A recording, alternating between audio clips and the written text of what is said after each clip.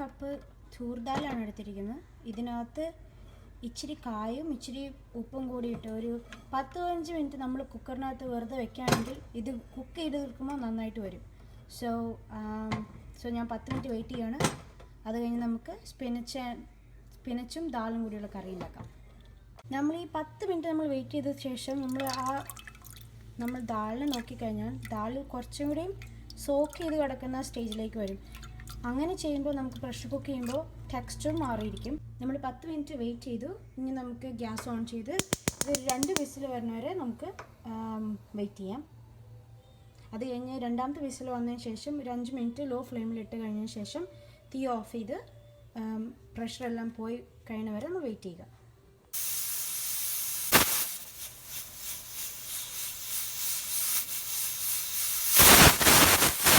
ഇപ്പോൾ 2 വിസിലായി കഴിഞ്ഞു. നമ്മൾ തീ കുറച്ചിടുക. അത് കഴിഞ്ഞ് ഒരു 5-6 മിനിറ്റ് അതിനെ ലോ ഫ്ലെയിമിലൊന്ന് കുക്കാവാൻ സമ്മതിക്കാം. സോ ഈ പരിപ്പ് ഇപ്പം ഞാൻ വേവിച്ചെടുത്ത് നല്ല പരുവത്തിലായിട്ടുണ്ട്. ഈ കൺസിസ്റ്റൻ്റ് നമുക്ക് വേണ്ടത്. സോ അത് ഇച്ചിരി നേരം വെള്ളത്തിൽ വെച്ചിട്ട് ഇതുപോലെ വിസിലടിച്ചിട്ട് ഇച്ചിരി നല്ല ടെക്സ്ചർ ഡിഫറെൻ്റ് ആയിരിക്കും. അധികം ഉടഞ്ഞ പോലെ ഇരിക്കില്ല.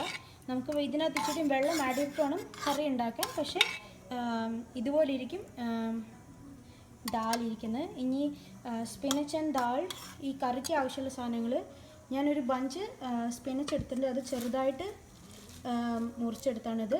പിന്നെ ഇതിനാവശ്യമുള്ളത് 1/2 ഉള്ളി, ഒരു 8 വെളുത്തുള്ളി, ഒരു 3 പച്ചമുളക്, കറിവേപ്പില, ഒരു തക്കാളി ഫൈനായിട്ട് ചോപ്പ് ചെയ്തെടുത്ത്, കടുക് പൊട്ടിക്കാൻ കടുക്, ജീരകം, പിന്നെ ഇച്ചിരി മഞ്ഞൾപ്പൊടിയും മുളക് പൊടിയും. ഈ പൊടികളുടെ കണക്കൊന്നും ഞാൻ പറയാത്ത എന്താണെന്ന് വെച്ച് കഴിഞ്ഞാൽ എല്ലാവർക്കും ഓരോ എരിവിന് ഓരോ ടേസ്റ്റാണ്. പക്ഷെ മഞ്ഞളിൻ്റെ അളവ് ഇടുമ്പോൾ കാണിച്ചു തരാം. പിന്നെ ഞാൻ ഇച്ചിരി കായ ഉപയോഗിക്കും. സോ പരിപ്പ് കറി ആയതുകൊണ്ട് ഇപ്പോൾ ഗ്യാസിൻ്റെ പ്രോബ്ലം ഉള്ളവർക്ക് ഇത് നല്ലതാണ്. സോ കായം ഇസ് വൺ ഗുഡ് തിങ്.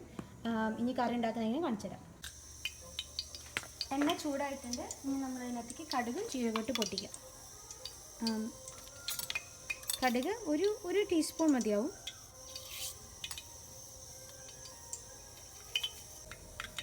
കടുക് ഇപ്പോൾ മെല്ലെ പൊട്ടി തുടങ്ങി. ഇനി പൊട്ടുമ്പോൾ ഒരു 1/2 ടീസ്പൂൺ ജീരകം കൂടി അതിൻ്റെ കൂടെ പൊട്ടാൻ ഇട്ട് കൊടുക്കാം. ജീരകം ഇച്ചിരി സൈഡിലിട്ടാൽ മതി. സോ രണ്ടും കൂടി മിക്സ് ചെയ്ത് പൊട്ടാണ്ടിരിക്കാൻ. അത് കഴിഞ്ഞിട്ട് നമ്മളൊന്ന് ഇളക്കി കൊടുക്കാം.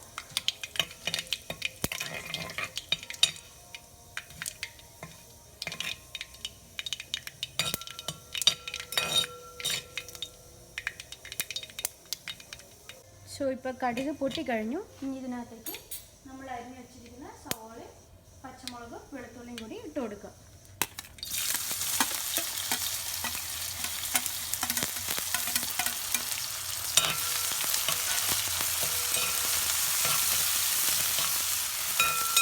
സവാള അധികം വഴറ്റാൻ വേണ്ടി നമ്മൾ വെയിറ്റ് ചെയ്യേണ്ട. കാരണം ഇത് പരിപ്പിനുള്ള കറി ആയതുകൊണ്ട് ഇത് അധികം മൊരിയേണ്ട ആവശ്യമില്ല. ഇനി നമുക്ക് മഞ്ഞളിടാം. 1/2 ടീസ്പൂൺ മഞ്ഞളിടാം.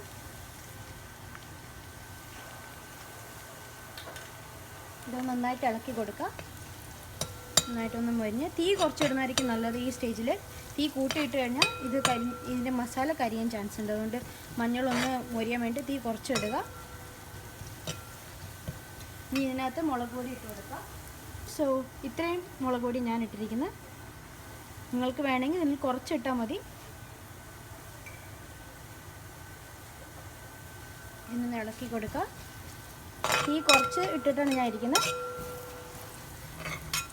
ഇനി വേപ്പില ഇടാം. ഇതിപ്പോൾ ഒന്ന് മൊരിഞ്ഞിട്ടുണ്ട് നന്നായിട്ട്. ഇനി ഇതിനകത്തേക്ക് നമ്മൾ അരിഞ്ഞു വെച്ചിരിക്കുന്ന ഒരു തക്കാളി ഇടുക.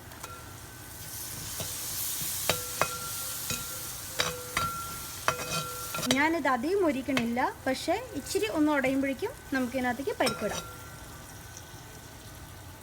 സോ ഇപ്പോൾ തക്കാളി ഒന്നും ഉടഞ്ഞിട്ടുണ്ട്. ഇത്ര ഉടവ് മതി. നമുക്കിതിൽ കൂടുതൽ ഉടവ് വേണ്ട. ഇനി പരിപ്പിടാം ഇതിനകത്തേക്ക്.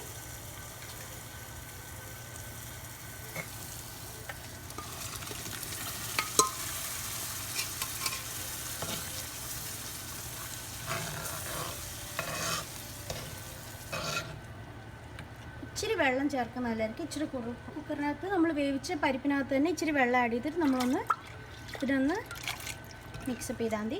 ഇതൊന്ന് തിളയ്ക്കാൻ വിടുക. ഈ സമയത്ത് ഉപ്പുണ്ടോ നമ്മളൊന്ന് ടെസ്റ്റ് ചെയ്ത് നോക്കാം. കാരണം ചിലപ്പോൾ പരിപ്പ് നമ്മൾ വേവിക്കുമ്പോൾ ഇട്ട ഉപ്പിനേക്കാളും കുറച്ചുകൂടി ആവശ്യം വരും. ഈ സ്റ്റേജിൽ ഉപ്പ് ഇട്ടിട്ട് നമ്മളൊന്ന് നന്നായിട്ട് ഇളക്കി അതിന് ടേസ്റ്റ് ഉണ്ടോ നോക്കാം. നമ്മൾ ഈ തിളയ്ക്കുന്ന സ്റ്റേജിൽ തന്നെ നമ്മൾ ഈ ചീരയും കൂടി ഇതിനകത്ത് ഇടാം. ഇവിടെ കഴുകി വൃത്തിയാക്കിയതാണ് ഈ ചീര.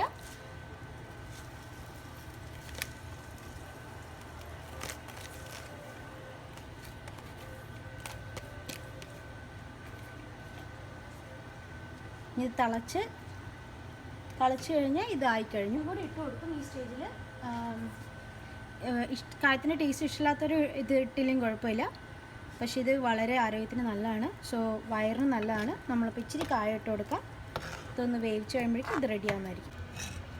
ഇപ്പോൾ തിളച്ച് ചീരയും ദാലെല്ലാം കൂടി നന്നായിട്ട് ഒന്ന് കുറുകി നല്ലൊരു ടെക്സ്ചറായിട്ടുണ്ട്. ചീര അധികം വെന്തിട്ടുമില്ല. And at the same time ചീരയുടെ കളറും ആ ഫ്ലേവറും അതുപോലെ തന്നെ ഇരിക്കുന്നുണ്ട്. ഇത്രയും പാകമാകുമ്പോൾ നമ്മൾ തീ ഓഫ് ചെയ്യുക. പരിപ്പും ചീരയും കൂടെയുള്ള കറി ആയിക്കഴിഞ്ഞു. ഇത് നല്ല ചൂട് ചോറിൻ്റെ കൂടെയോ അല്ലെങ്കിൽ ചപ്പാത്തിയുടെ കൂടെയോ നമുക്ക് കഴിക്കാവുന്നതാണ്.